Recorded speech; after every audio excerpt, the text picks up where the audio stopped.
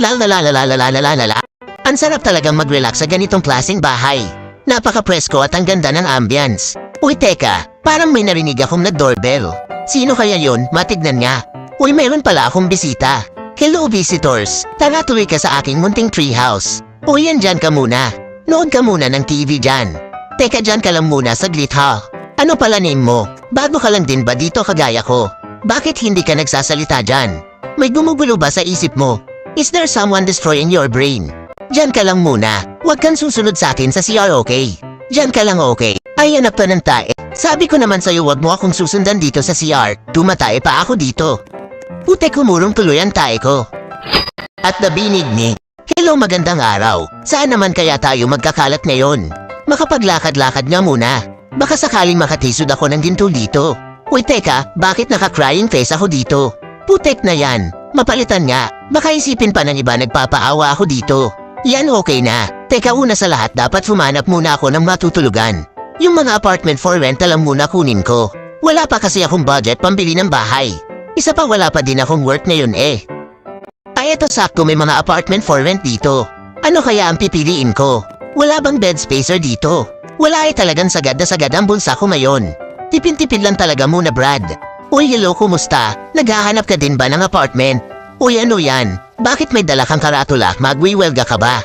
Aktivista ka ba o ano? Bakit sign ang nakalagay dyan? Uy, ano yan, magpapasign ka ba sa akin? Hehe, grabe ka naman. Hindi pa nga ako sikat. Magpapasign ka na. Uy, teka, bakit kasamaan pa sa akin? Gusto mo ba magpakarga? Napagod ka na siguro. Kakawelga mo yan eh. Itigil mo na yan, wag mo sirain buhay mo, Brad. Ay, eto dito. Pwede na tayo dito matulog, Brad. Ay, mali. Hindi pa pala ito yung apartment ko. Parang lounge lang pala ito. Uy, Brad. Hihihi. Sige nga daw, hanapin mo ako. Pag nahanap mo ako, libre kita fishbowl dun sa kanto. Aba, teka. Saan na nagpunta yung Bob na yun? Is that a ghost? Yikes. Kiri naman. Bigla na lang siyang nawala. Hala, wala nga siya dito. Grabe naman. Saan na kaya nagpunta yung Bob na yun? Wala naman dito sa paligid. Hindi bali na nga. Naku po, Mariusep. Matagal-tagal pa pala hintayin ko bago mabakante yung apartment na ito. I-cancel ko na lang kaya. At teka, libot-libot muna ako dito. Baka may makita akong bakante sa labas at mas mura pa. Uy, anong ingay yun? May mga nagmamarites dun. Mapuntahan nga. Uy, huli kayo. Ang aga-aga pag mamarites, agad inaatupag nyo. Hihihi. Bahala nga kayo dyan. Alis na ako dito. Ay, eto, makakabili na rin ako sa wakas ng bahay ko. Mabuti na lang at approve na yung nilon ko sa bangko. My goodness, maghihintay pa din pala ako na ma-process ito. Pero at least saglit na lang ito. Kaya naman maglalakwatsa muna ako. Ayun, may school doon. Silipin ko nga kung maganda ang school dito sa Brookhaven. Aba, bakit wala atang tao ngayon dito? Ay, oo nga pala, nakalimutan ko. Summer break nga pala ngayon. Ang init naman dito sa labas. Ayos lang kaya kung silipin ko saglit ang loob ng school na ito. Ayos, may cafeteria dito. Makapagmerienda nga muna. Total wala din namang bantay, tsaka isa pa nagugutom na din ako. Uy, ano naman ito, lighting room? Dito din pala ang stage. Sana one time makapanood din ako ng mga palabas dito. May batang Quiapo kaya dyan. Uy, teka, naalala ko may napanood akong tricks about sa storage room at sa upuan ng stage dito. Try ko nga din daw kung totoo nga iyon. Aba, ang galing. Totoo magaling sa storage room sa ibaba, pwede akong tumagos papunta sa upuan ng stage, amazing. Okay, tama na yan. Ang mabuti pa ay makabalik na doon sa pinapagawa kong bahay. Baka pwede na yon, gusto ko nang magpahinga. Hello, kumusta ka? Ay, putek na yan, bakit bigla yun nawala? Saan na napunta yung Bob na yon? Bahala na nga siya. At teka, ano kaya magandang style ng bahay ang pipiliin ko? I have a clever idea. Sa tingin ko maganda ang treehouse. Bukod sa maganda na ang view, presko pantirhan at talaga namang eco-friendly ito, Brad. Parang gusto kong isabuhay ang istorya ni Huck Finn. Isa sa favorite kong cartoons nung bata pa ako. Sakto parehas kaming mahilig sa adventures at pakikipagsapalaran. Wow, ang ganda nito. May ganitong area pa pala sa ilalim ng treehouse ko. Ang astig, grabe, para akong may sariling mini resort. Syempre, unahin ko na muna dito sa ibaba bago dun sa itaas para suspense at exciting syempre. Pwedeng-pwede talaga mag-picnic dito. May mga upuan at lamesa na din. Wow, lakas maka-aesthetic. May griller din dito na yayamanan shit, hehe. Ano ito, kwarto ba ito? Alagayan siguro ito ng mga tools at extra na gamit. May pang grass cutter na din dito, ang galing naman. Alam ko mower ata tawag dito eh. Basta yun na yun. Syempre, kailangan i-test drive ko muna para malaman natin kung quality nga ba ito. Satisfied ako dito, quality nga. At hanggaan lang niyang gamitin, Brad, promise. Aba, dapat din matesting ko itong pool ko dito syempre. Kailangan ako muna ang buena mano bago ang iba. Nice one, baby. Pwede mo din palitan ang ilaw ng pool ayon sa gusto mo. Sana naman may chicks ako dito para masaya. Okay, tama na yan. Magpunta na tayo sa main event. Tara at makaakyat na nga sa bahay ko. Kung may treehouse syempre dapat may hagdan. Wow, sinasabi ko na nga ba? Hindi ako nagkamali, ang ganda nga talaga dito sa taas. At ang view shed carbon lodi. Ang lakas maka-aesthetic ascorbic antibiotic. Feel ko na ang pagiging hackfin ko nito mga brad. Ang kailangan ko na lang ay mga kaibigan na makakasama ko dito. Kailangan ko pang hanapin sina Tom Sawyer at sino na nga pala yung babae? Si Betty ba yun? Nakalimutan ko na din kasi. Ang tagal na kasi ng palabas na yon. Basta ang kilala ko lang doon ay si Hackfin at Tom Sawyer.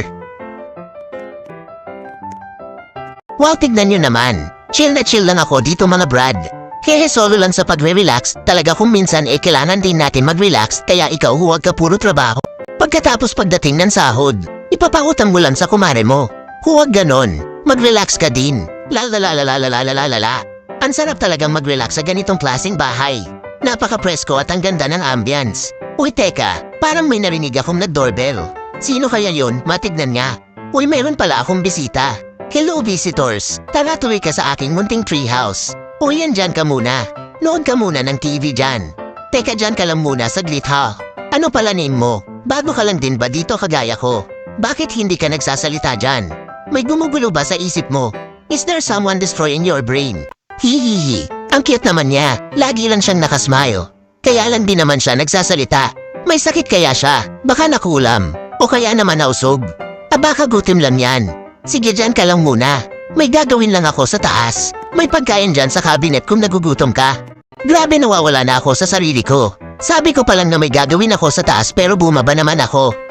Ano ba ito? Ang cute-cute niya kasi. Putek, kinakabahan na tuloy ako. Para akong matatae. Teka, saan ba ako pupunta? Putek na yan. Tinamaan na ata ako sa kanya. Kaya lang yung tiyan ko tinamaan din. Ano ba ito? Diyan ka lang muna. Huwag kang susunod sa akin sa CR, okay? Diyan ka lang, okay? Ay, tayong naghulog. Sabi ko naman sa'yo huwag mo akong susundan dito sa CR. Tumatae pa ako dito. Putek, humurong tuloy ang tae ko. Di bali na nga. Anyway, gusto mo bang magpahanin dito sa labas ng terrace? May magandang view dito. Sure ako magugustuhan mo. Kasi ako tingin ko gusto na kita. 많은 고생과 고통스러운 날들을 거쳤지만 하지만 살아가는 것은 정말 좋은 일이다.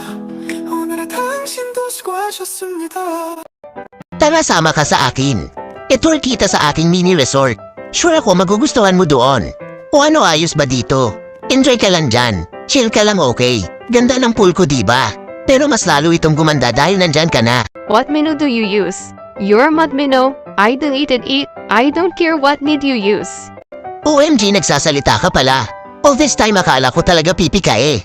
Hello, kumusta? Bigla naman tuloy akong nahiya sa iyo niyan. At teka, ang kalat ng bakuran. Maglilinis muna ako saglit. Diyan ka lang muna mag-relax, okay? Ni Emas, bakit kinakabahan na naman ako? Ano nang gagawin ko? Hindi ko na alam ang sasabihin ko sa kanya, mukha naman siyang mabait. Pero nahihiya ako sa kanya. Grabe ang kaba ko, promise. Parang matatae na naman ako. Ano na kaya ang mangyayari kay Paul Tae?